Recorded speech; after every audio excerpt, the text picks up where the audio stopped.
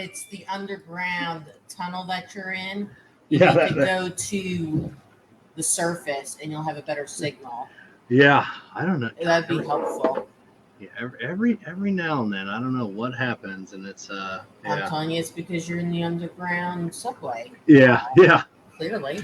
I see I have an update pending. I'm just wondering if that's screwing with, I don't know. Who knows? Nope, it's just the signal. Yeah. What's up, man?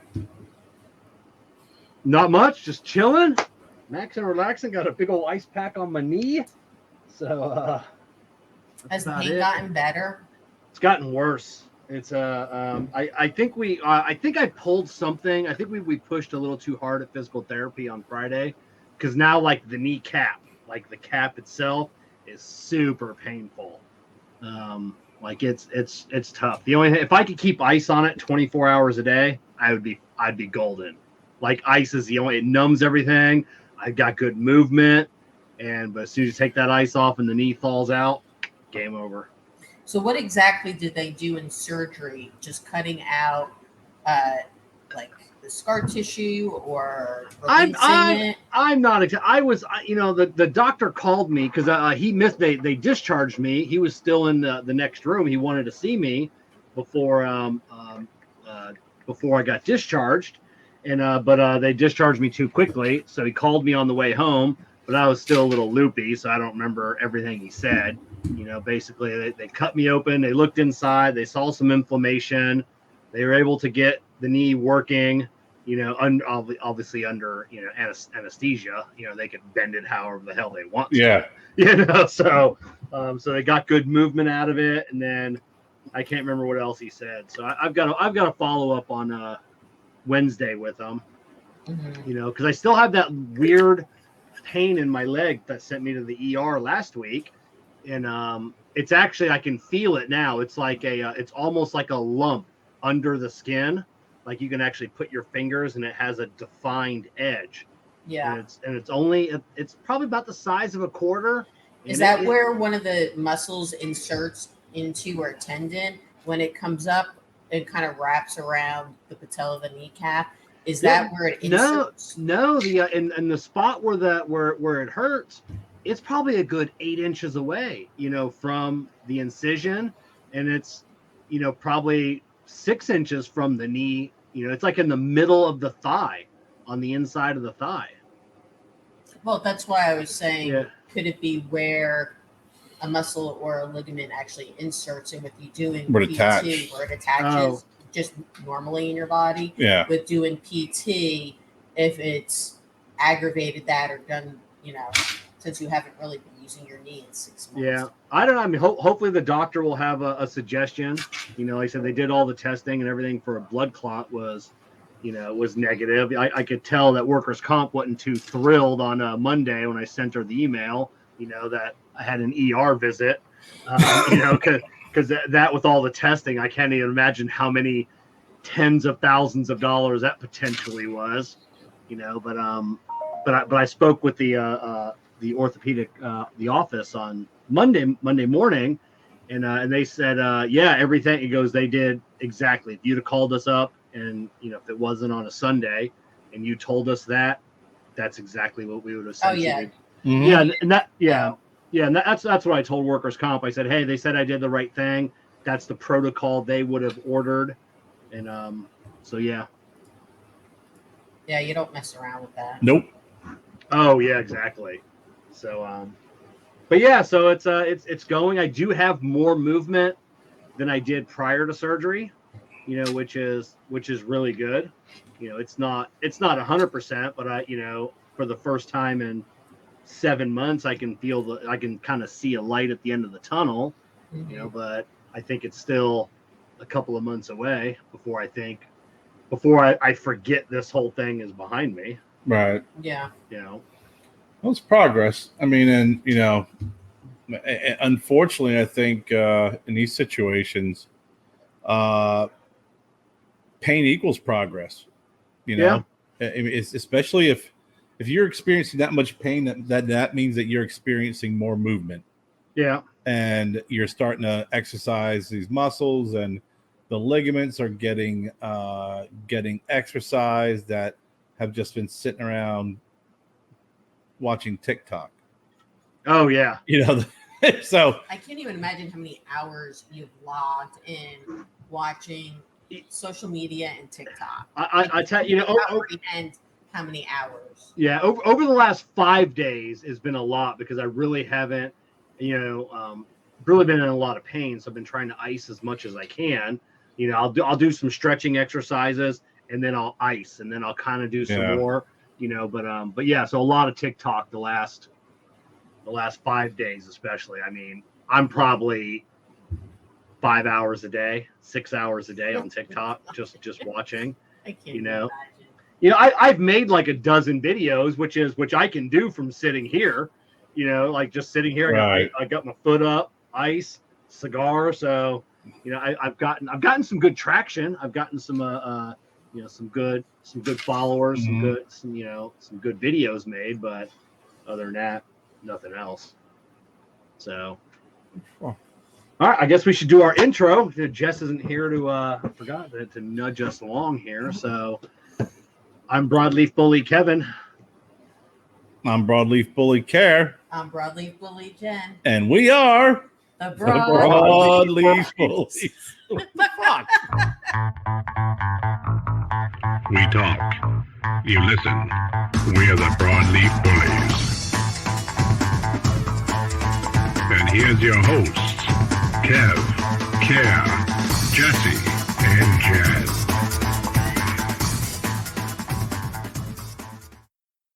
It's not very much. We're cranking out right now with the new AC. I love it. It's yeah. Is it working good? It's the only thing that's working. We actually out of the three big things that we purchased, this actually had the most damage to it. Yeah. Oh, did it? Oh, look. Yeah. It looks brand new. Yeah. So for the listeners, Jennifer and I went out to breakfast, and then there's a place called Restore, which is the Restore Store. The Restore Store, which is I think it is a Salvation Army or if it's a Restore, because humanitarian Habitat for Humanity. Habitat for Humanity has the Restore. Yes. Yeah. See, I was trying to get it out before Kevin corrected me. Yeah. But the Habitat for Humanity owns it, and they get a lot of unused stuff. You get flooring there; it's still in boxes. This is a really big store. It actually was. It's a converted BILO grocery store. Oh, okay, wow. Yeah. So there's another Restore that's over here in Greenville. That's small. It's in a strip mall. This is huge. Yeah. So they get used furniture, used stuff. They get new stuff. Or they just get overstock stuff. So we went out there today, or Saturday, because sometimes you can find like some repurposed stuff, and I chairs for the lounge, upcycle stuff, yeah, upcycle, recycle, side cycle, repurposed. But so we pull up, and there's like these fucking boxes all outside, and we're like, what the hell? And on pallets, they're going around pricing it. And it's just everything you can imagine: air conditioners, dehumidifiers, air fryers, refrigerators, electronic keyboards, dishwashers, portable washers and dryers. Yeah. Built-in dishwashers. Yeah. Built-in deep freezers. Just everything, and freaking sinks. These really cool sinks that sinks were are, how the sinks that they don't mount into the top, they actually have the front of the sink comes down. Oh yeah. Like the white, kind of like like a farmhouse sink. Yeah, I guess is what it is. So Jen and I are like, oh man, this is pretty cool. Like, how much is this? Like $75. Everything was like $75, $25, or $125 plus 15% off each item. So we're going through, and we found a apartment size, stand-up refrigerator, probably about 3 feet high. We found one that's about 1.5 feet high, and I found an 18 BTU window. 8,000. Huh? 8,000. 8,000. I'm sorry, 8,000 BTU window air conditioner. So we got also Joe like a sound bar and a couple other things. So he spent $215 on all this stuff for 2 beverage refrigerators, the window air conditioning unit, and a sound bar and 2 light bulbs. Everything that Kerr just said a second ago. Yeah, I know. It's trust me. Oh, okay. Jen has. That's why I'm talking fast. I know she's going to have to get something in here. So we come home, and there's a ding on the small refrigerator. The big refrigerator, the door was like off a little bit, but nothing real major at all. And then I opened up the air conditioner, and the air conditioner, like the grates broken and cracked. You could tell like the metal. I don't even know how to explain it. The back of it, where it almost looks like the thin wafers. The condenser housing. Yeah. Yeah. Thank you. That's got some dents and dings in it. So I'm like, that's just aesthetic, though. But I'm just like, I don't know about this one. It looked like this kind of fell and bounced a few times. So we plugged that in and put it in the window. Now I had a Toshiba portable air conditioning unit. Yeah. And I let that thing run for an hour before the show, and it would drop maybe 4 degrees, right? This thing dropped. It went from 84 to 73 within an hour. Perfect. Oh yeah, I on my unboxing for my new Air one, the roll around, same one you had, your Toshiba. I had mentioned to people like there's no substitute for a window air conditioning unit. Like there's nothing that's ever going to beat one. But if you don't have a window or conditions or otherwise, you have to get a roll around, and they can work great. But yeah. Yeah. It was, actually the first time we put it in, it dropped 7 degrees within 30 minutes. Yeah. Really that's a small one, an 8,000. Yeah. Like I said, I would, like I said, size of your garage, probably should have been minimum 12 to 14,000. Now, if I want the whole garage area to be cool, I will definitely need that. Right now, my studio working area is literally freaking perfect. Yeah. I love it. And then if I take my fan and I point it at my lounge area, perfectly fine. It's like, when you walk through the garage, it's kind of like a swimming through a quarry. You'll get like a warm spot. Yeah. Nice cool spot. It's not that bad though. Like when I came in through the garage door, it wasn't 73 over by the garage door, but it wasn't uncomfortable. Sitting here, I'm at the closest to, I could feel the air directly blowing on me, and it's really nice. Oh yeah. And then have you? And I take it you haven't insulated the garage door yet? No. Not yet. That is going to make a world of difference. It'll probably, I bet it'll be a 25-degree difference just by that garage door. Either buying the panels and cutting them yourself like I did, right, or buying the kits, with like the big pillows and stuff. But yeah, I bet it'll be 25 degrees. So it's pretty good. We put Joe's refrigerator upstairs, the big one, plugged it in, not it's working. 3.2. Yeah. Cubic feet. Yeah. It's not working at all. Does it power up? It powers up, lights up. The digital display up and down, but just you can hear the fan kind of a little bit, but I tried. I would leave it unplugged, especially for like a fridge like that, because that's going to be a compressor based refrigerator, not a thermoelectric. Right. You don't know how it traveled. So same thing with like a regular full size fridge. If you lay it on its side for more than 60 seconds, you have to leave it standing up for 24 hours. Yeah, that's what I was telling Jen, because we carried it up. Yeah, before you plug it in, so all that oil can drain through, the condenser and get back to the pump. Some of them have a low oil switch, in the pump, so they won't. So I would just leave it unplugged for 24 hours, plug it in. If it doesn't work, then it's obviously we'll try not. it again tomorrow. Then we'll unplug it tonight. Text Joe and tell him to unplug. Okay, it's unplugged. It actually was still 72 in there this morning. When I plugged it in this morning when I checked. Yeah, honestly, we got great deals. They had great deals there. And they had return it. Yeah, we could return it, which was nice too. But they had new refrigerators in there as well. Like, big full size refrigerators. But like you said, I'm looking at these pallets. And these were not handled with care because there's a lot of this side up pointing down, right? Yeah. And we're well aware that, with this stuff here, it's not going to be guaranteed. They had portable air conditioning units that were $75 that were my size. Yeah, I was just watching a video on YouTube the other day, and they were talking. It was a warehouse, and it was the size of a Walmart or whatever. And the guy was interviewing the guy that owns the warehouse, and they were saying, during the COVID lockdown, like Americans spent like $1.1 trillion on just stuff everywhere else. But then Americans also returned like $200 billion worth of stuff, and a lot of it's just in his warehouse. It's just as far as the eye can see. And he goes, because like Walmart, Best Buy, all these, they don't want the stuff back. They don't want to deal with it. There was several purchases I've done on Amazon, and it wasn't too long ago either. It was during COVID and then a little further post-COVID, where I had to do a return and they didn't want it back. They said, it's yours, keep it. And it wasn't like a $5 item. I'm like, all right, cool. Or, just what was the other damaged. One? Those damn freaking from bowls, Wayfair.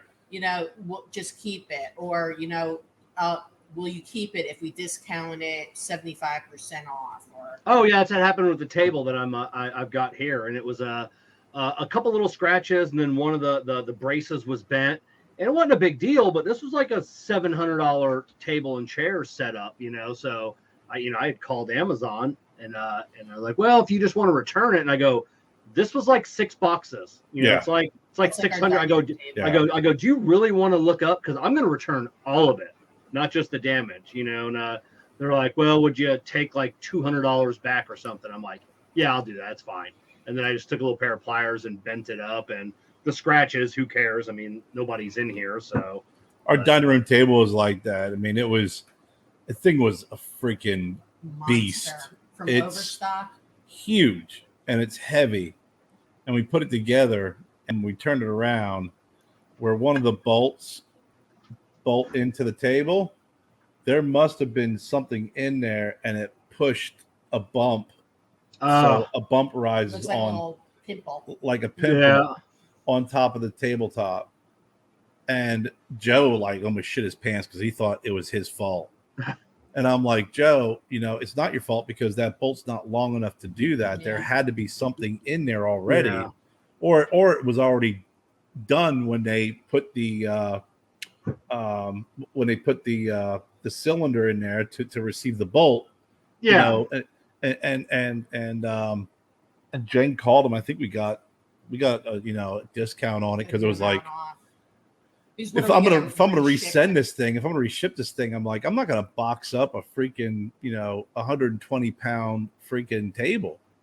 Oh yeah, I'm not doing that, and I'm not one of these people that try and get returns, just for the sake of saving money. Right. If there's something wrong, I get people on Amazon and eBay, like I said, for Cigarprop stuff. Every now and then they'll want to return it, claiming some like little bullshit excuse or something, and then I go, yeah, just send it back, man. Send it back.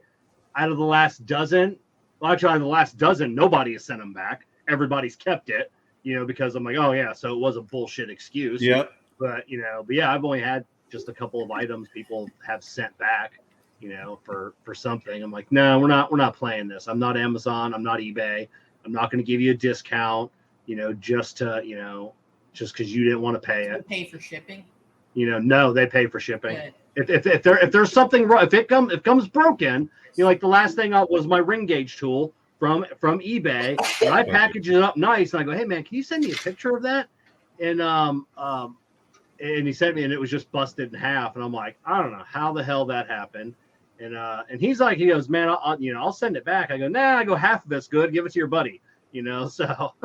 So I sent him another one at no charge and sent him some stickers, and that was legit. Well, yeah, and like you said, who's bullshitting you, who's not. Jennifer got these bowls from Wayfair. Kind of had a honeycomb on the outside. They were this aqua blue, and there was 3 of them. There's changing out. It's really heavy. It's really heavy, and there was 3 of them, and they're kind of the Russian nesting dolls, right? Yeah. Well, the big one came broken. The one on the outside. The one on the outside. Contacted them. Just keep it. We'll send you another one. Next shipment comes in. Same freaking thing. Broken. Outside bowl. Finally, it was just like, you know what? We see a pattern forming here. And when if we order 10 of them, we're going to get 10 medium bowls, 10 small bowls, and 10 broken big bowls. Yeah, you're never going to get the right amount. They ended up just refunding my money, so we ended up with the other bowls for free. Yeah, and what I did was I took one of the big bowls that actually was the least damaged, and I glued it, and I keep it in my garage, and I just put change in it. Yeah. So yeah, it's like it is kind of funny how, you know, I know with the cigars, when we ship cigars, we don't get really too many complaints. No, I don't think so. The stuff I've heard has always been, you know, no one's ever complained about packaging because Jennifer does a really good job. The only time we ever heard about complaints about the condition of the cigars was when RTB, when we had Ron stuff. Oh yeah, and it was out of the old factory, that the Tabacalera, whatever the hell they want to call it, but it's the San Geronimo, and you know they were complaining that the caps were cracked, and so Ron's asking me, and I'm like, dude, you sent me the boxes, I opened them, I put them in my humidor, I only touch those cigars when I ship them, and I put them in a bag with a Bovita, give them to Jen wraps them up in bubble wrap. We've never had a complaint about it. So I went in and I looked through the 2 boxes. Every single freaking cigar had cracked caps from the factory. Oh, you know, it's nuts. But yeah, I've got some on the Trash Panda website now, some vintage sealed boxes, and then a couple of the new the Diesel Whiskey Rose. I don't know if you've seen their new Sideshow sampler. It's fucking amazing. Yeah. But and they're sealed boxes, and I have on the website, you know, and it says in like bold letters, I will, if you want to leave it sealed, I will ship it sealed, but I'm not taking responsibility for anything inside that. I go, if you'd like, you know, I will cut, and you know, and if somebody orders them, you know, I'll make sure I send them a message. Do you want me to break the seal and cut these open? Because like I said, if they're damaged, I can give you your money back right away. But if I ship it with, you know, the factory seal on there, it's your responsibility. I mean, I got a box of LFDs that are 18 years old. I don't know what's in that box. Right. You know, so you can open it up. It could be freaking pristine cigars. It could be a pile of dust because freaking it sat in in somebody's warehouse for a year in 80-degree temperature, and it could be destroyed with tobacco beetles. Oh yeah. Luckily, I know the owner of the shop. He's the one that bought that box brand new. Oh, okay. Kept it in his personal humidor collection, and then brought it into the shop because he knew that but doesn't make any difference. No, you know, after all that time. So, but yeah, it's I don't have any. I've never had any issues with, you know, except that last box of Drew Estate sent me, that UPS. It just, but it wasn't shipped properly. It was just, you know, throw in a couple of air packs, toss in a couple boxes of cigars, some more air packs, and that's it. And it was, you know, if it was packaged properly, UPS wouldn't have been able to do all the damage that they did. Yeah. You know, so. Yeah, I know. I don't think I've received any damaged cigars. I think every time I've received. No, the only time was through customs. Well, with customs, yeah. I mean, that's just fucking customs. That's brutalized the cigars, and we actually got the least amount of damage that was done. Chris's his was hammered. I mean, we probably lost a half a bundle of some of the deconstructed stuff. Yeah. From them slicing them up. And then I think it was a couple boxes of cigars that they put spikes through. You know, they got their little freaking ice picks, and then they open them up and they slash them.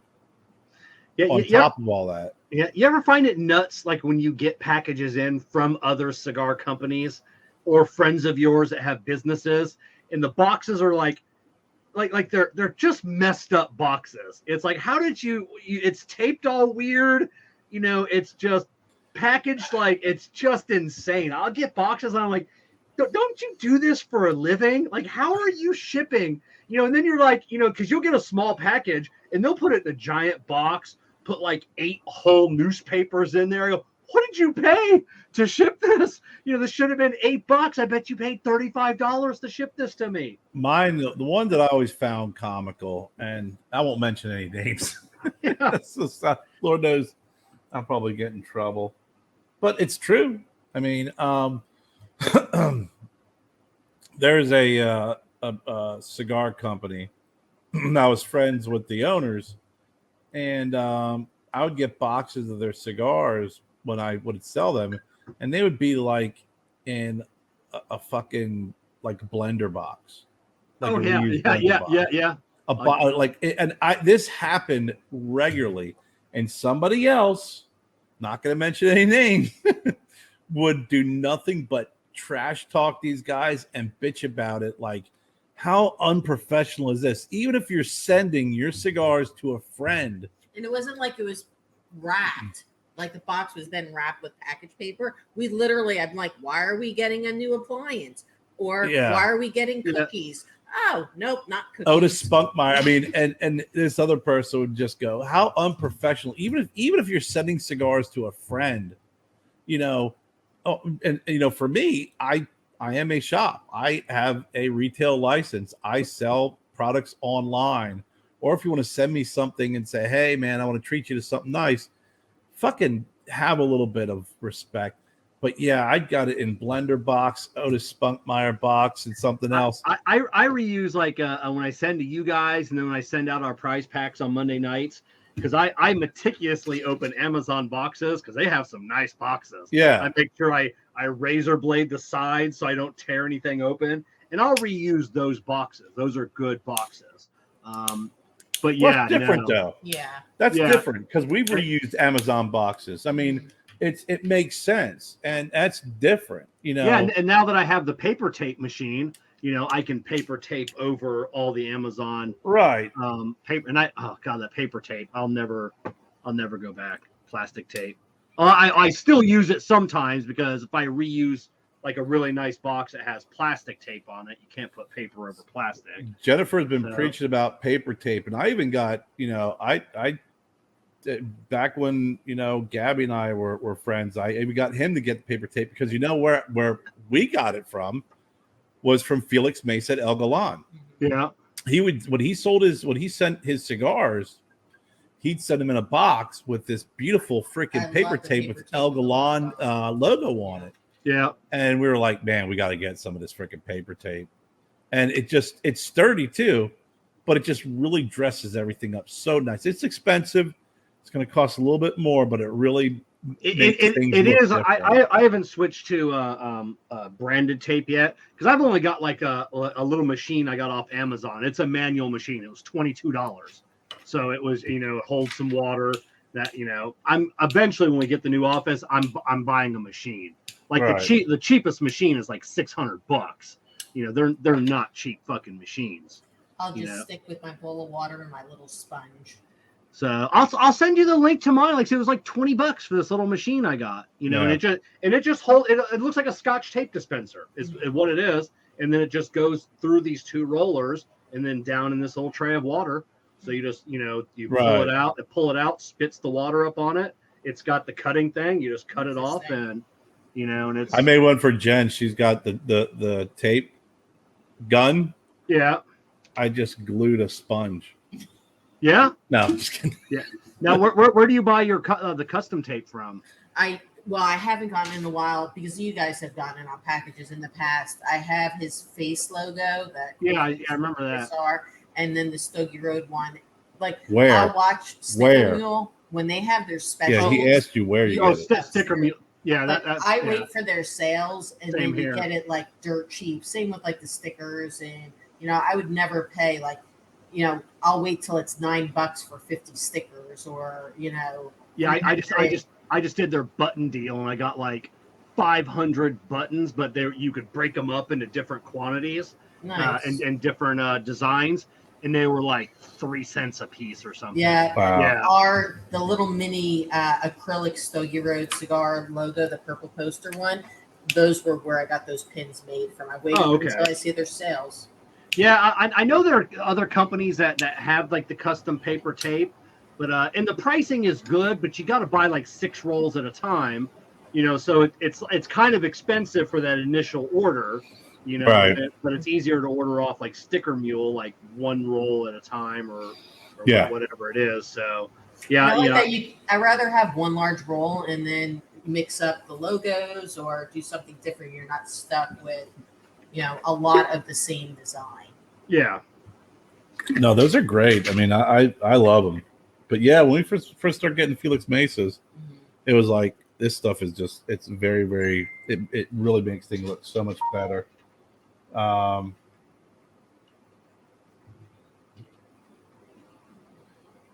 me see if I can find that tape dispenser before I forget.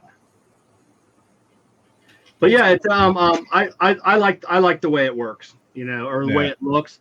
Especially like I said, on some of the Amazon boxes that are already paper taped, I can wrap two pieces of paper tape around that, and then you'll never tell. No, yeah, not at all. Yeah, I haven't done the so same much better. thing.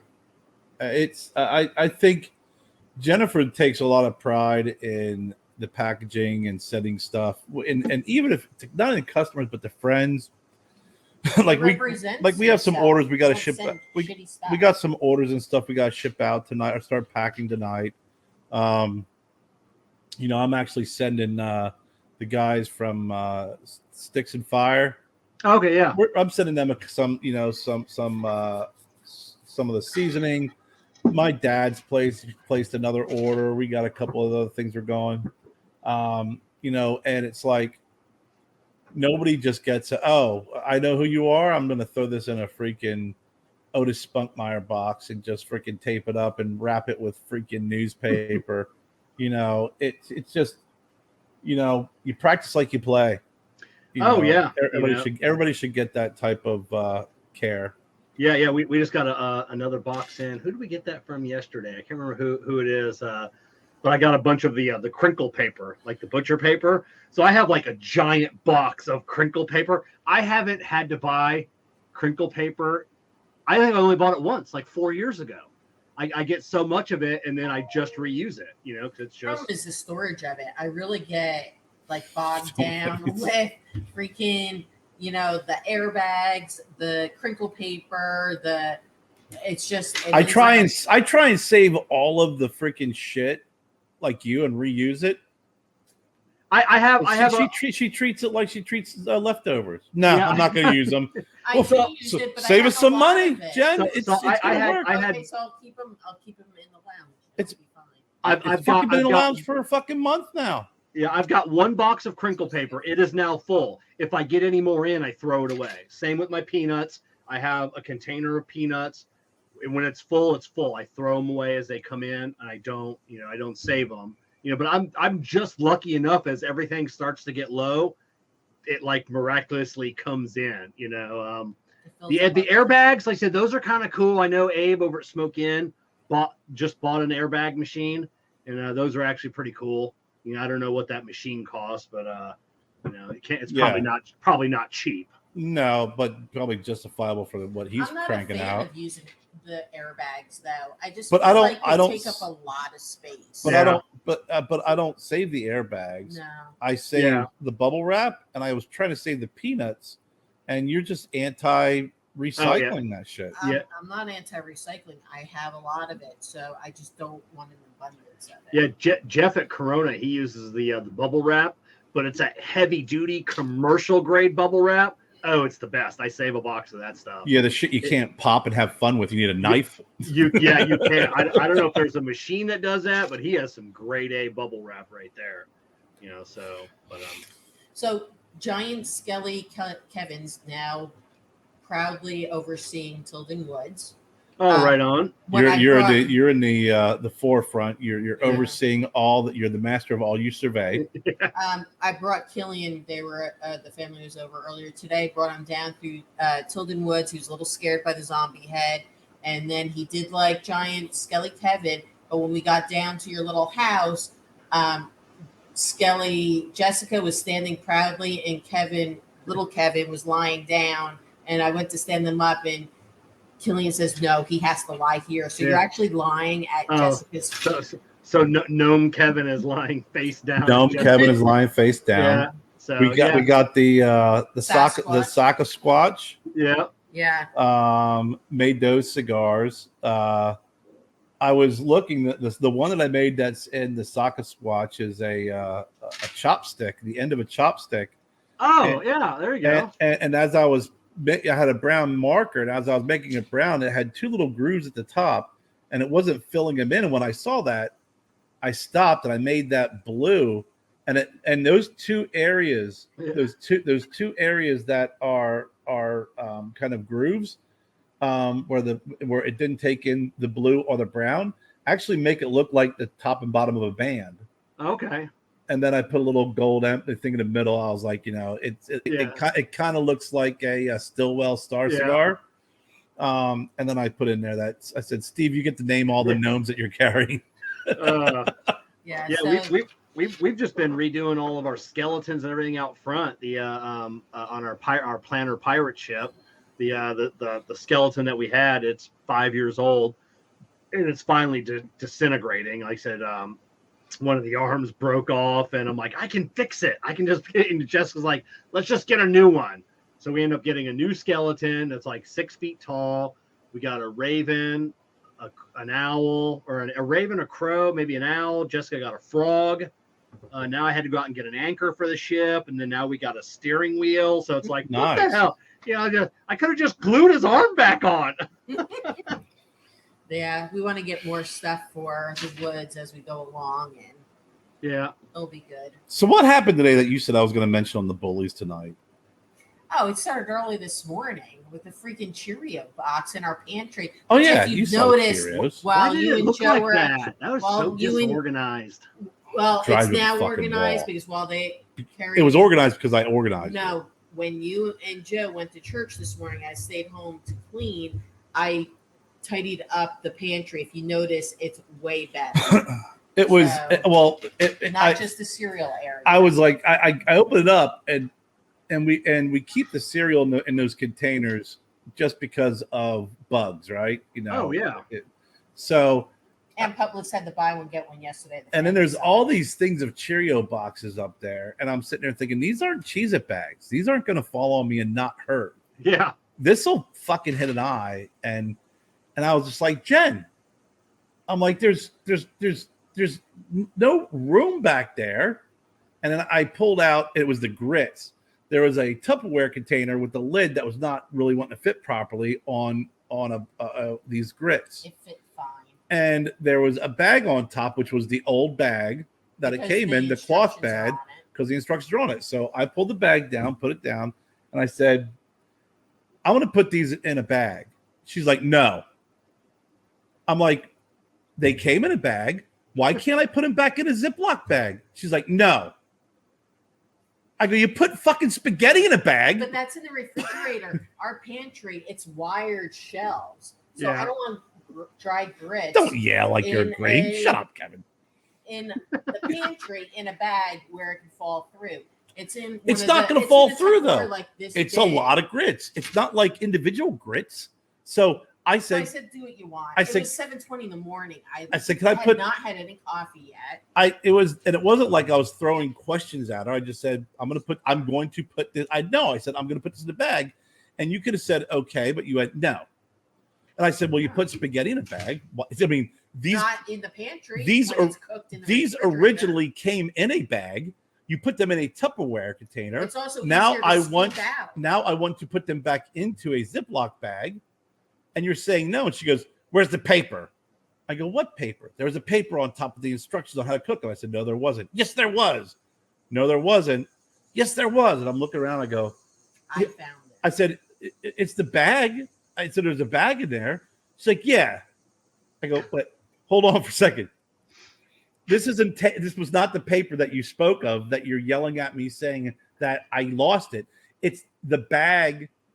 And we go back to the same conversation. It's the bag that the grits came in. And I want to take it back to its original freaking way it was packaged. in just a bag. It's a sack. It's not even a bag. It wasn't paper, and you can't reseal it. It's easier in a small This is not a paper. Tupperware This is a plastic bag. because And you that's have what I to wanted to put scoop them it in. out. You don't make the grits, so it's fine up in the cabinet. But then I was like, I you made know them what? for I said, I'm you. done. I said, but you Still got before grits coffee. in the back. I said, you got waffle shit here, waffle shit there. I said, I got boxes of Cheerios just stacked and waiting to fall on me. So then I went up and I organized it a little bit better. And then she was mad at me because I just asked her to put grits. I was going to put grits back in the bag. And she said no. Because it's first thing in the morning, no coffee, nothing. I understand, yes, the dangerous family-sized Cheerio boxes. I completely agree with that because I saw that happening tomorrow morning. When, first day of school for Joe, I'm getting ready for work and it's early shift. It's Monday. You're trying to have your breakfast. Yes. I don't want to have to Here, lift I would five eat that. bag. I don't want to lift 5 family boxes of Cheerios to get the plastic one out. You know I'm going to try and freaking Jenga I that know. freaking plastic freaking container out, and then the boxes are going to fall on me. I agree, So I was but- like, oh, I'm just going to put it back there. And then that's when I start finding shit everywhere. Well, and now after the show, when we go inside, take a good look at the pantry. It is completely redone, is what I did while you guys were. But you're praising acting God like I this morning. asked you. You see, don't make fun. I'm not making fun That's of the God. reason why God's making you hard-headed right now. I'm not. You were doing the right thing. But I didn't and ask you a question today. learning about Joseph and his Technicolor dream coats. And But I didn't ask you a question, though. It would have been different if I think that you bring. He's not saying anything. Is he frozen? I think I'm just letting this go. I'm riding this one out. So I think yeah. This grit conversation is like the hot dog conversation last week. Yeah. The freaking No, it's nowhere near that. Jess planted my her God. flag on the hot dog freaking hill. I You know, you've heard of watched that show you heard last of Hamburger Hill? Jess was on Hot Dog Hill. That But was a great. I didn't ask you a question this morning. I wasn't asking you questions. I just said I'm going to do this, and you're the one who initiated the controversy, and then blame me because you didn't have enough coffee in you to actually put up a valid argument against what I was saying. Because it's my pantry. I know where everything is in there, and I acknowledge that, yes, it was Well, then messy. I expect So a bowl of when- cereal in front of my fucking chair every morning with the fucking milk if And it's your pantry. And I have been putting your bowl, spoon, and Cheerios 2 days. the past couple days out in the morning while I'm getting coffee. Well, and I appreciate that, but You should do that, Jen, is pour the milk and everything in there and then just, No, I yeah, wait. wait. Then it gets soggy. Yeah, that's enough. That's what you wanted, Kerr. Now you get soggy Cheerios. But that's my point. If it's your pantry, then when I want something, I'll be like, Jen, get me some chips. Yeah, Jen, get me some nuts. Jen, get me a protein bar. And if you ask nicely, I will go get it. Yeah. But you see, I don't So do I that. don't I'm have not a problem. lazy. It's not being lazy. It's just It is being lazy if I'm standing next to the fucking pantry and I'm like, this pantry right here, Jen, can you get up off the couch and get me some nuts? Because I'm going to do it now. This is your pantry. Yeah. This pantry here I'm sitting next to. Get up. I know you're relaxing. Yeah, Jess is real good Go about putting inside stuff away. and see how organized it is now. Yeah. Jen puts stuff away too. Yeah, Jess is a container and baskets and everything else. But then again, in the pantry, I have my space with 2 open shelves or doors, and then in the kitchen, I have my own cabinet. Like my stuff goes in there, don't go in my cabinets. Those are mine. Like I said, I keep all my nuts and fruits or cranberries, and everything else in there. So those are mine. I don't have my own. I don't even have my own shelf area. Yeah, no. The top basket, when you go inside, take a look at it. I reorganized your nut and healthy bar area. Yes, Kerr, you have the basket on the top in the back in that one corner. That's all yours. That's yours. Next to the freaking mountain of Cheerios. Yeah. And that's fine because Joe eats that stuff too. He does. So Yeah. it's just not mine, which is fine. Mine's a lower I don't shelf. but the thing is though, I don't expect my own shelf. I don't expect my own cabinet. I just don't. I'm just saying if our stuff is in there, I was just making a suggestion on the organization and maybe the structure. And then your answer today was just like, I'm just going to give stuff to Samantha. And I'm like, why? I ended up why throwing out old stuff. No, it wasn't giving away things of that I wanted. If I'm not going to use an item, And you pull out the peppers. A jar of peppers. She's like, look, I'll give her these peppers. Why would I want it? And I'm just like, just a random jar of peppers I to have to prove your point. Bottles of olives. To prove your point. Yeah, just throw it away. No, what Jess does that drives me crazy is like the fridge out in the garage. Like I said, if you go in there like the day after grocery day, like she gets a bag, the milk in a little Publix bag, plastic bag and everything goes right in the fridge. Why is that goes in the fridge? Everything is it. She doesn't like taking containers out. Is it and what's that? No. Like, is the milk leaking or no, just stays in the bag until I take it out. See, I can't do that. Like in that fridge out there, nothing comes out of the container. If you have a 12 pack of soda and there's one soda in there, it stays in that box. What? Until either I take the soda, like take a couple out, put them in the door, and then throw the box away. You do that with the Gatorades. You keep them in the plastic thingy. Well, I keep them in the plastic, whatever you call them, holder, until I put them in the fridge. Like when they're in the pantry, they're just on the floor. Mm-hmm. But like I put some in the beverage part of our fridge, they come out. Yeah.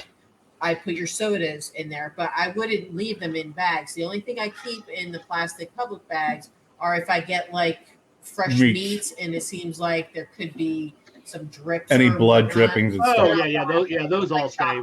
Yeah, wrap them up and No, I hate seeing bags in the fridge. Yeah. Poor Jess isn't here to defend herself. Yeah. Oh no, she'd have nothing to defend on that. There's no. Oh no, pretty strong on the hot dog argument last week. Because I hate going to grab for a drink or something out of a box and there's one left or it's empty. You don't know. Yeah. It's like leaving a smidge in a stack. That's happened with the fucking Diet Coke, so. Well, I don't drink Diet Coke, so I don't. But it's your pantry. There. Yeah. It's not in the pantry. It's outside It's your pantry. I don't. It's in the pantry area. Listen, let's now switch the insects. If you want to pick on me, he's scared. Well, actually, this is funny. We're going to go in reverse. I scared the living shit out of Kerr last night.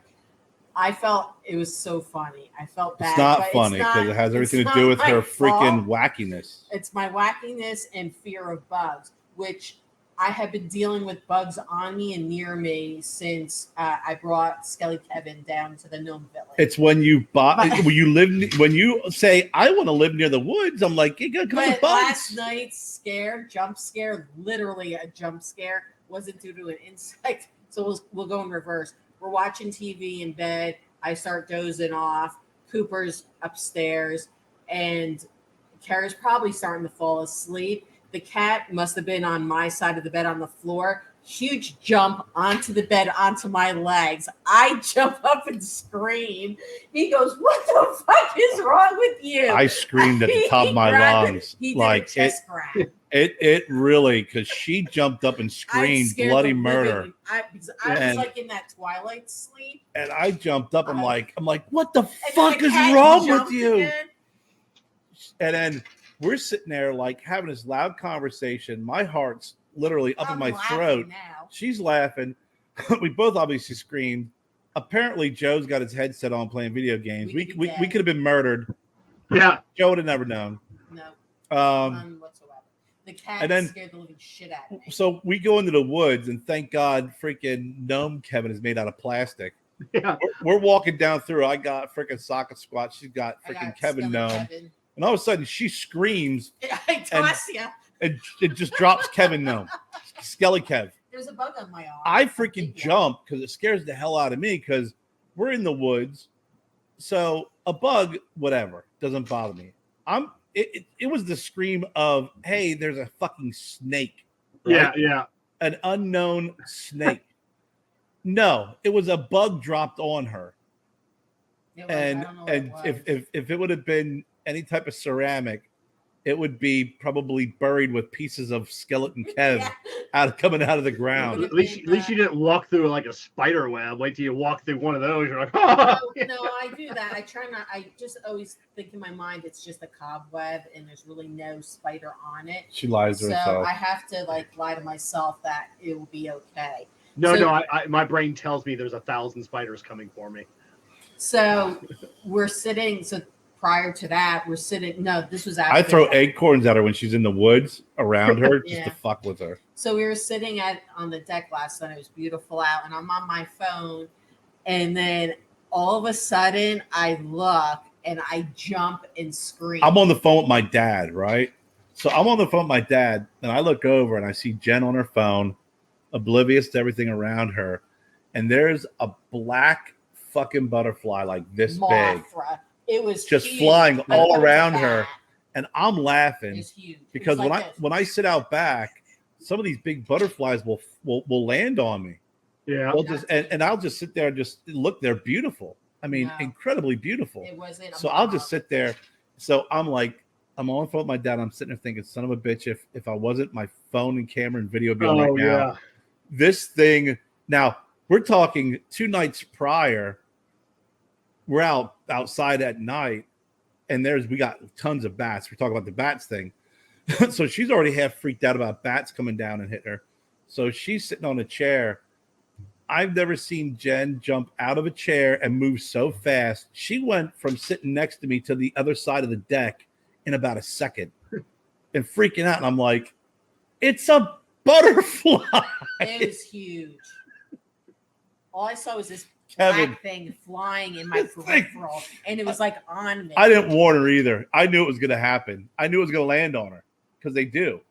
And this thing was, I mean, when I say it was this big, I'm not shitting you. This was, I have, the last time I was sitting out front in the morning, big ass butterfly lands on me and big yellow green just waving, and then it fucking flies off. But that thing last night was so funny because he really, when you get the heart grab, you know it's a true scare. It was. She screamed like freaking she was being attacked. I had and it was I think we were supposed to talk about it last week on the Bully Show, but like that week prior, God damn it, Stella, either in or out, like a child. Skylar, you going outside too? So I scared Jessica one night.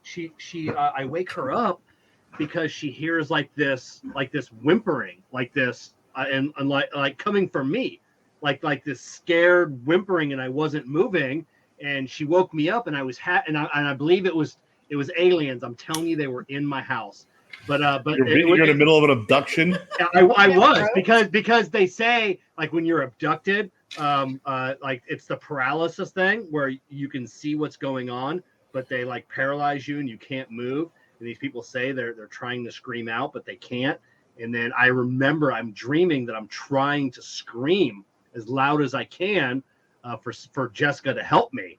And she says she woke up in the middle of the night. She looked over, and I'm just this terrifying whimper, of this moaning that's coming out of me. She's like, I've never seen anything like that. Did you wake up? I woke up, and then and she's like, "Is there something matter?" I go, "It was aliens." I go, "They had me." And I am 100% that they were inside my room that night. I'm guaranteed. I've never had anything like that happen before. But yeah, it kind of scared her. It was the Sandman. But yeah, you were between. It was aliens because we had our neighbor that he's like in the cul-de-sac right across from us. When he moved in, nobody knows anything. We still don't know anything about him. I'm pretty sure he's in the witness relocation program. Rarely ever see him leave his house, and it's just really strange. And I saw him one day, and we started talking, and he had said, he goes, yeah, I was out here. He's got a couple pit bulls too, and he goes, I was out walking my dogs like last week, like at 2 a.m. whatever. I don't know what that was about. And he goes, the strangest thing, I saw these weird lights above your house, and he goes, it's not the first time I've seen them. And I go, fucking A, aliens, I know it. Why don't they just come and tell me? Is this the same guy who'd seen aliens? Who's the other guy? Who's your next door neighbor who's seen aliens? Was it my neighbor that saw aliens? What's his name? I don't know. No, not Tiny. Who's your neighbor that you always talk about? Oh, Peanut's the one. Peanut, yeah. About. No, Peanut's never said anything about. I thought you guys said that there was that someone saw aliens, and oh man, I could have sworn that you guys said one of your neighbors was a half a bubble off plum with that stuff. No, I don't remember any because we don't talk to a whole lot of our neighbors. They're all snowbirds, so we rarely ever see them. Right. Yeah, this is the only one, and he said he saw like some weird lights above the house, and I'm like, oh, that's kind of cool. But it's like the aliens, like the people that want to be abducted, like me, like I want that to happen. Like it's never gonna happen. Not. Yeah, and then plus nobody's ever gonna believe me anyways when it fucking happens. They're like, yeah, that's all Kevin talks about. For like 10 years being abducted, he's hooked with aliens. There's no way his story's true. Do anything for TikTok likes. Yeah, oh yeah, that's all it'll be. Oh, he's just trying to milk it. So I need them to prove, leave something But in me, like a chip but Jess has alien blood, so maybe they're trying to get her, maybe it's her through you. Maybe she's the beacon. Yeah, maybe. Does she have any implants? An implant? No, not that. No, she won't go to the doctor for anything. Me, if I had any implants, the doctor would have found them by now. I was gonna say, dude, you don't have implants. You get checked from the bottom of your feet when you're freckle to your freaking top of your head. Oh yeah, I get checked for everything. I gotta go back to the dermatologist. They took I had like a little lump on my back. It was tiny, like the size of a pea. And it was during my normal checkup. And this is probably 4 months ago. And so they took like a little, like a hollow tube. They poked it. Like, all right, we'll send it out to the lab. It's probably like whatever cyst that he called it. And then so they sent it to the lab, and then they called up like a week later. Yeah, the lab lost the results. Like they lost it. It's probably just a sebaceous cyst. So like we got to bring you back in. It goes, it's all free. It's the lab's taking care of everything. It was their fault. So instead of this time they shaved it down. Instead of poking at it. Man, it's never been right since. It's hurt ever since. And fucking A. Jess can have implants throughout her body. Oh, she'd never know. Never know. Maybe I think you ought to take a metal detector over her. Yeah. Yeah. She's probably got some cool chips or I don't know. But yeah. Get a Geiger counter. Some freaky lights over your house, huh? Yeah, he saw some lights over the house. So I'm like, maybe one day, like they would have to do something like really, specific for me to so I could prove that it was aliens or something. I don't know. Like remove all my tattoos or something. I don't know. I wake up in the morning and they're all gone. I don't know. Well, now there's two things. Some of the alien abductions, like the guy Travis Walton, you disappear and then you end up like hundreds of miles elsewhere. Is that the Michigan guy? That's the guy who was the logger. Yeah, he was. No. Okay, so Fire in the Sky. Fire in the Sky. Okay, I know that story. Yeah, that's Travis Walton.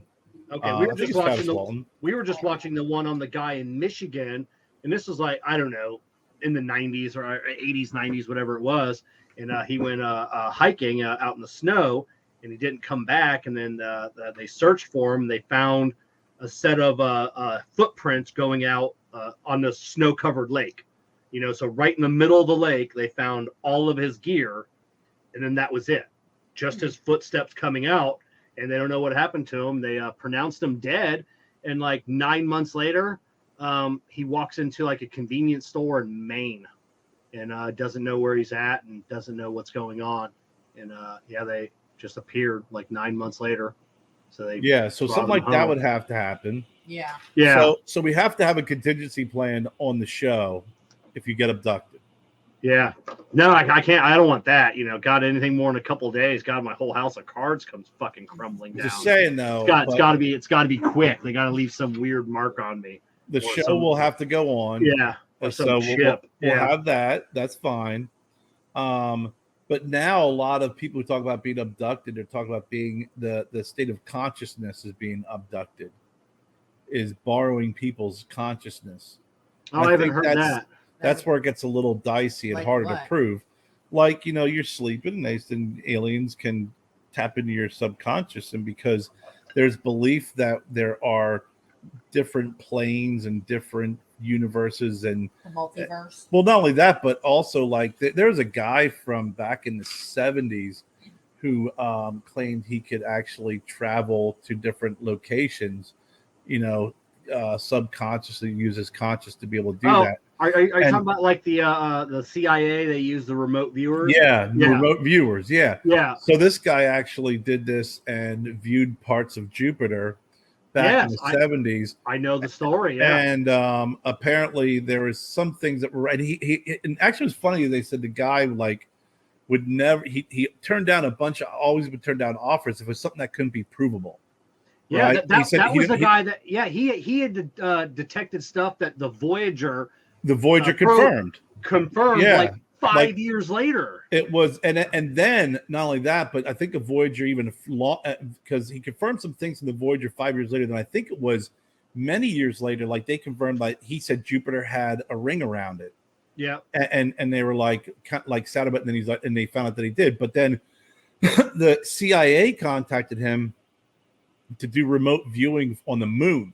Oh, that was freaky. That story. And that's where he remote viewed on the moon, and there's bases on the moon, and they saw him and could see him, and that's when they were like, "Come back, get back," because normally when you remote view, you can't be seen, but apparently since these aliens do work on the subconscious and can tap into the conscious, that they actually saw him viewing them, and they brought him back, and he said ever since that happened, and he never got called back again.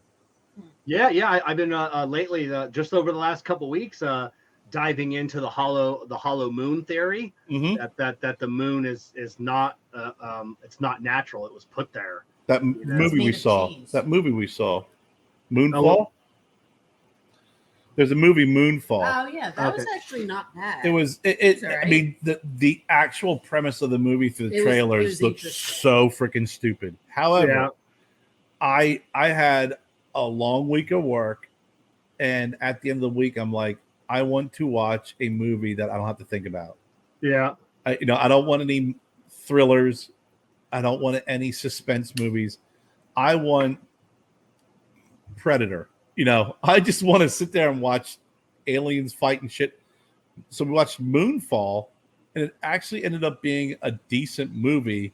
And the premise was that, no spoiler alerts, but the moon is hollow. It's a base, and it was sent here. Actually, Kevin, it's pretty funny. We must be freaking connecting. Our subconscious must be connecting, because I've been looking up and doing research on the hollow moon theory as well. And one of the things that's really interesting is they believe that the moon wasn't in the sky 13,000 years ago, because there is no documentation, or I can't remember what it was. There was no documentation, but some of the writings and in Africa and other countries talk about when the moon arrived. Yeah. And prior to that, there was no moon in the sky. And then back then was when the earth was lush but had this dense fog over it, and that the moon was brought here in order to bring some stability to our climate, because it does impact the tides and everything. That's why certain areas were very lush. Now they're deserts. It's a pretty interesting if you research, it's pretty interesting because of all of the different theories on how the moon was created. All of them kind of don't make sense, and there's lots of holes in them, just because the moon, unlike other satellites on other planets, other moons are a little wonky in size. We have the largest moon in the solar system. The largest moon in the solar system, and the diameter of it, the way it's designed, and the distance is perfect. When that's why we have our eclipses are perfect. Yeah. It doesn't rotate, so we only see one side of the moon at all times. Yeah. Or others do. Did you hear the story about how, because you said like they have different theories about how the moon was created, right? And like all of them kind of pan out, like if everything happens like perfectly, right? But the moon, where a Mars-sized planet crashes into the Earth, melts and then the moon gets formed. So that was like at a conference, like with astrophysicists, whatever it was, 20 years ago, 25 years ago. And they all like sat down and like at this day-long conference, like, okay, we need to figure out where the moon came from. So yeah, all these people got together, and at the end of the conference, that's what they came up with. And it's like, yeah, so there's no like supporting evidence. It was like everybody got together, they agreed upon this theory, and then that's what we believe now. And I'm like, that in itself is a little fishy. There's a couple reasons why too, is because when we went to the moon, the moon is rich in all of the rare metals that are here on Earth, but they said the composition of the rocks and materials on the moon, there would be more of a connection with what we find here on Earth, and there's not. The other thing they discussed about was that the rocks and the samples and stuff that they got from the moon are way, way older than the Earth. Yeah, way older, and it actually should have some sort of matching components with what we have here on the Earth. You would find probably a majority of them on the moon, and the fact that it's way, way older than what's on Earth, and the fact that in some areas they say that there's no atmosphere, but in other areas there's definite signs that there has to be atmosphere or is atmosphere based off of the dirt, the way it responds, and also areas that they survey. So it's kind of funky how, and there's also one big crater that always has, every once in a while will glow. The glowing blue lights out of that crater. Yeah, the glowing blue lights and haze. And then you look at NASA. When we were sending everybody to the moon, so a couple of times they did some drop tests. They crashed, the hollow bell, and the one time I said, the moon rang for like 30 minutes or whatever. Then when they did their big test where they crashed whatever into it, like the moon rang for like 6 hours. Yeah, like it just kept traveling, like it kept traveling through. Where if you did it with the Earth, because the further you go in the Earth, it becomes denser. Yeah, it wouldn't ring as loud. Where the moon had actually picked up speed and showed that there was hollow areas within the moon, which is why it rang. It's like the difference between hitting a rock with a hammer and hitting a bell with a hammer. Yeah, it's I think we will see. I think we're young enough. We will see it in our lifetimes. I guarantee my daughter Amber and then young Joe, they'll definitely within their lifetimes know what's going on, like what's out there. I have a feeling we're probably going to see it in our lifetimes. Hopefully we're not too old. But yeah, the kids, they're going to know something. Yeah, it'll definitely be, and it's going to be something like, it's not that the government's going to tell us. I think something is going to land on the White House lawn or, out in the middle. Something dramatic is going to happen, because I think the government has done some sort of half-assed preparation by their, what was that report that came out earlier in the year? Yep. And it just was kind of like the whole, we're not going to say that there's UFOs. We're just going to say there's a lot of shit out there that we don't know what it is. We can't identify it. Yeah. So we can't say it's alien, but we can't say, and it's like, listen, if it's something from Russia or China, then we're in deep shit. Yeah. If it's alien, okay, well, hopefully we're not in deep shit. But one of the things they said that I read too is that the comment was, we definitely know it's not Russian, because the war that's going on in Ukraine,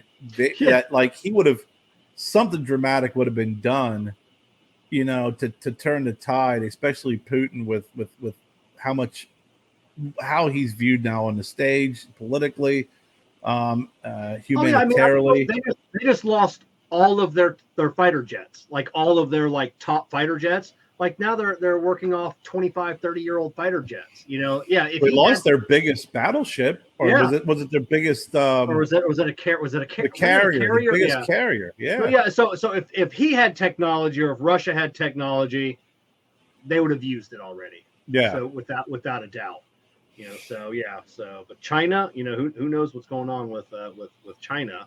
Yeah, they got all sorts of weird shit going on over there. I mean, their technology and what they're doing, what they're stealing, what they're toying with. It's if there's any area that's just like they're not causing any wars, they're not starting any wars, they're very secretive.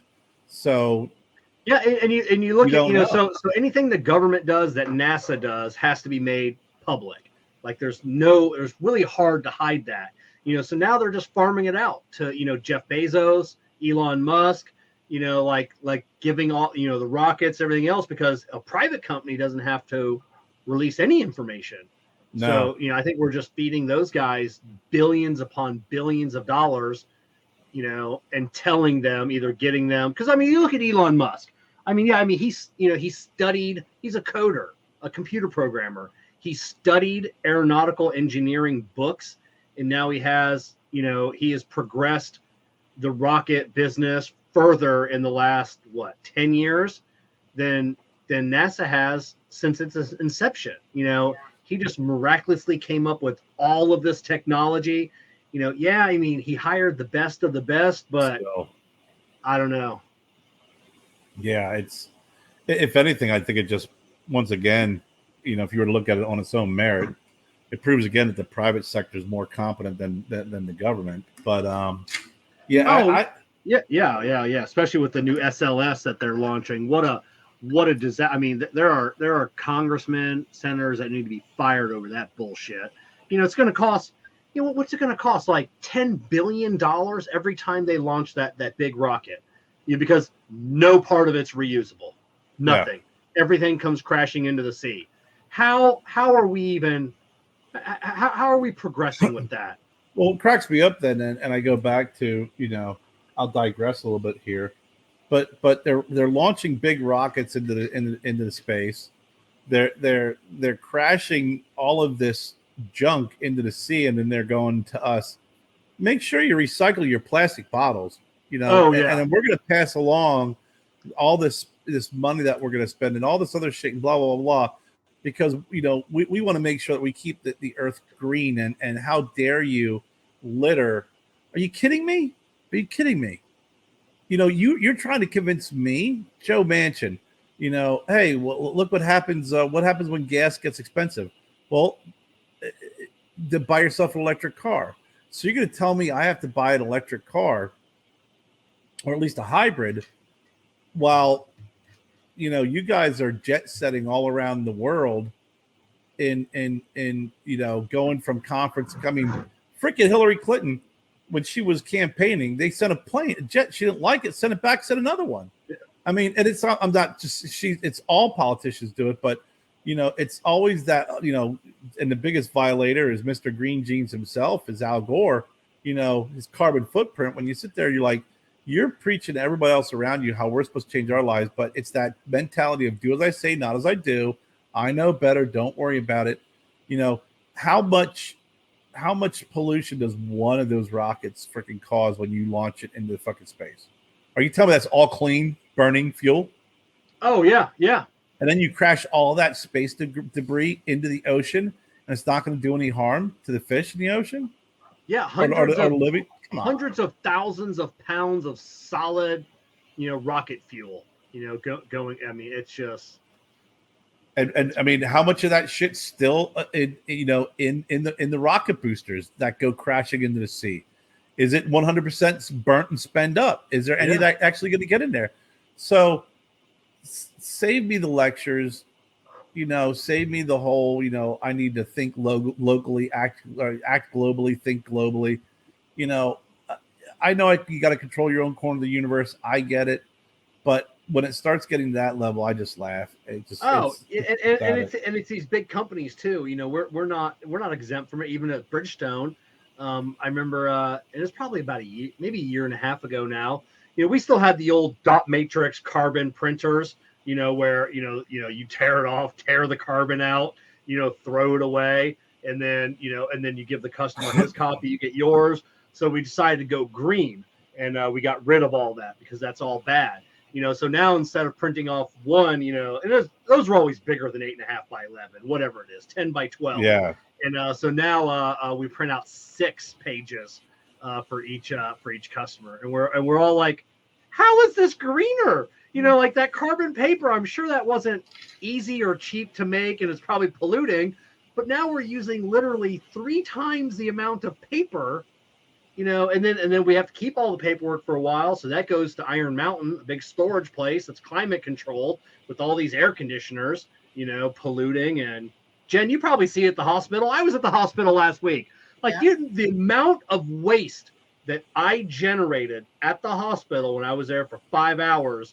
And I was cognizant of how much was being generated.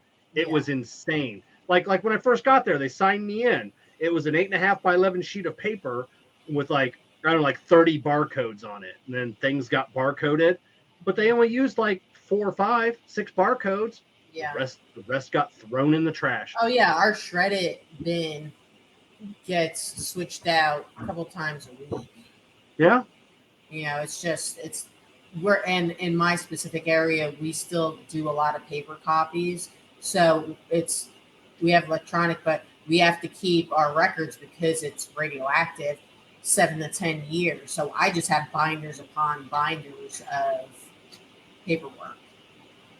Yeah, it's gauze, it's tape, and even on the tape, like when they were drawing the blood, like the little kit came with like a little tiny roll of tape. Yeah, it sucks. It doesn't do anything. Yeah, and then but there was still a lot of tape left over, but everything gets thrown away.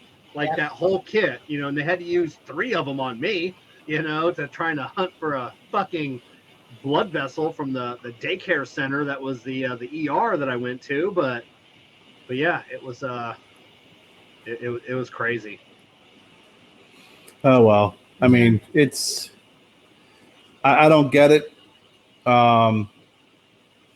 Even in our, in the cigar industry, you try and recycle. I was just talking to Chris the other day about, boxes, and I'm like, I'm just going to do bundles. I have boxes here. I'm going to do this, do that. It's money that, it costs more money, but after the money part, it's just the resources, the lack of resources. And I told him, I said, we sell more online, and what good is paying $4.50 for a box going to do when I open it and I freaking empty it and send 10 3-packs to somebody or something like that? It doesn't make sense. Yeah, it's crazy. I was just talking with James the other night at Sinistro, going over everything for the 2 new blends that they're working on, and he's like, and then just want to make sure, I didn't want boxes. He's like, do you want butcher paper? I go, no, I don't want anything. I will put them in a plastic bag, and people will have to be happy with that, And plastic bag, slap a sticker on. Yep. That's all I'm gonna do. Now I am working on another box, that I want to do with somebody else, and I've actually got like a little prototype I was working on. I'll show it to you later. But yeah, but that's gonna be a cardboard. I don't want wooden. I specific, so a full dress box, of at least cardboard wrapped in paper. Right. So that's what I want on that one, and because it's I hate throwing away really nice boxes. It's just I know. I have We have a ridiculous. Jen laughed. I had this big ass box, and inside that box is 100 other boxes. I had all of my old 10 count Stogie Road cigars boxes in there because at one point we were in Stogie Bird twice.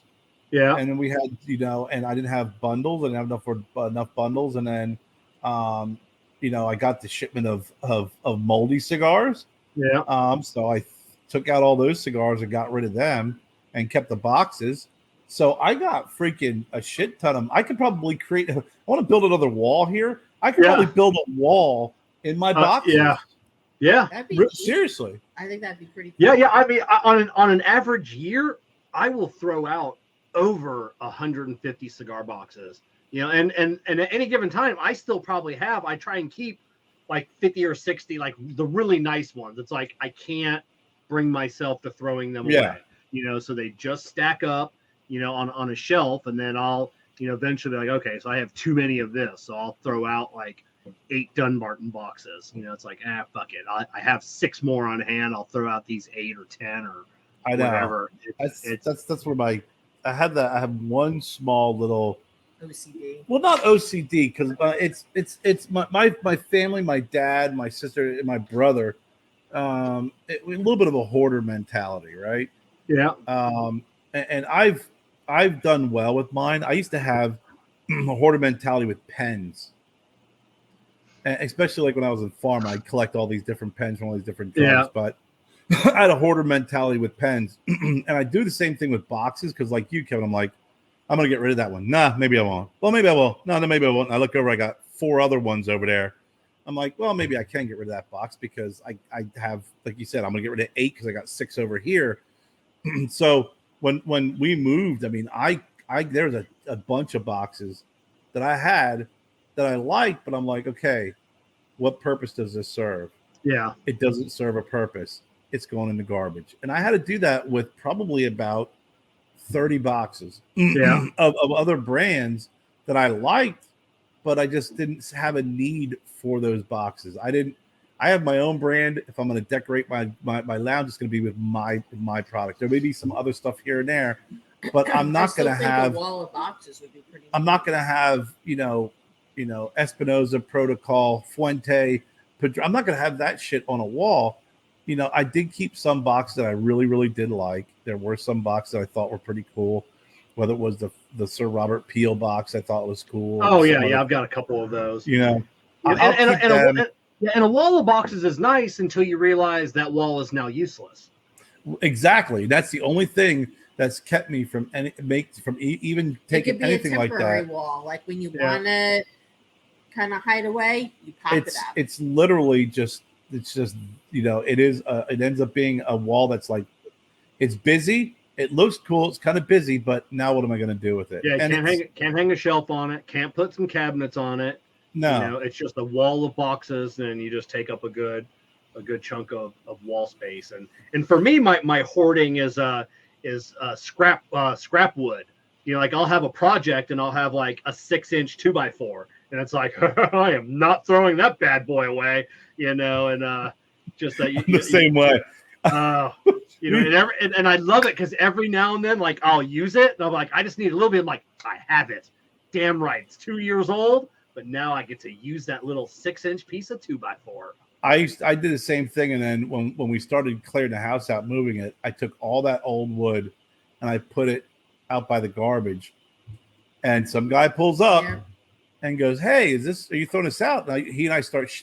Someone dumpster diving, start shooting the shit. He's making a desk. Okay. So he's driving around looking for wood. So he grabbed a couple of these pieces of 2x4. I actually had when we first tried to make my Stogie Road Cigars table, we cut a round piece and then used the whatever that stuff you pour in there and it hardens, but it didn't harden. And I had all this extra wood from the square, all these like freaking pieces like this. It looked like a half-ass puzzle. And I had all that stuff sitting up there forever today. And then I needed it one day, and I was like, thank God I had it. But I threw all that shit out there. This guy took a whole bunch of wood, just this scrap wood. But I'm the same way. And now that we have more room, I have that area above my workbench. There's scrap wood up there that I just throw up there and I just keep. Oh yeah, back when and drywall. I worked at the tire. I'll throw drywall away. It's cheap. I'll keep a couple little like 3x3 squares. But when I was working up at Tires Plus in Sarasota, the entire 6 years I was up at that location, there was a closed restaurant right next to us, and it used to be a barbecue place, and it had all the benches, and it had been there for like 20 years, and it just closed. Nobody else went into that spot. All the benches, all the tabletops were 2-inch thick oak. you know, and one day I saw that the signs were all, or like paper was all removed, and there were some people in there cleaning up, and I went in there and I go, hey, you know, someone coming in here is like, yeah, we finally sold it. There's a new business coming in here. You know, they're gonna, you know, gut this entire place. I go, hey, can you let me know? I'm like, I'll pay you guys. I said, I'll give you like $1,000. Just give me a couple of days and clear out all of this wood. And they said, yeah. And then they never did it. And then one day we hear them over there, and there's some demolition crews just beating the shit out of all of this wood and getting, you know. So I ended up filling one of my guys that worked with me, Jimmy, his pickup truck. I filled up his entire bed with these planks that were probably 4 foot by 12 foot by 2 inches thick. Really? And I still have a stack of it in the garage. I mean, tens of thousands of dollars worth of wood, and they just hauled it to the dump. And you were offering to not only get rid of it but pay him for it. Yeah, I was going to come in there and just not demolish, carefully disassemble everything, keep what I want, and I'd have made a fortune, you know, off just reselling the wood, because you know you can't get 2-inch thick wood anymore. You know, you can't go to a Home Depot and buy a plank, you know, right. 2 inches thick. So yeah, so occasionally I'll use it for a project, and I absolutely love it. It's a pain in the ass to cut, but I still have a bunch of it. Nice. On that plank note, yeah. We'll end early tonight. Tonight. All right. So on that note, I'm Broadleaf Bully Kevin. I'm Broadleaf Bully Kerr. I'm Broadleaf Bully Jen. I got it. There's a bug. And we are. No, and remember. No. Remember. Oh, sorry. Jen smacking another. At least she didn't scream at the bug. It's right here. All right. Sorry. Go ahead, Kev. All right. I'm Broadleaf Bully Kevin. I'm Broadleaf Bully Kerr. I'm Broadleaf Bully Jen. And remember, bullies make good friends. From Kev, Jess, Kerr, and Jen, we are the Broadleaf Bullies. Thank you for joining us, and remember,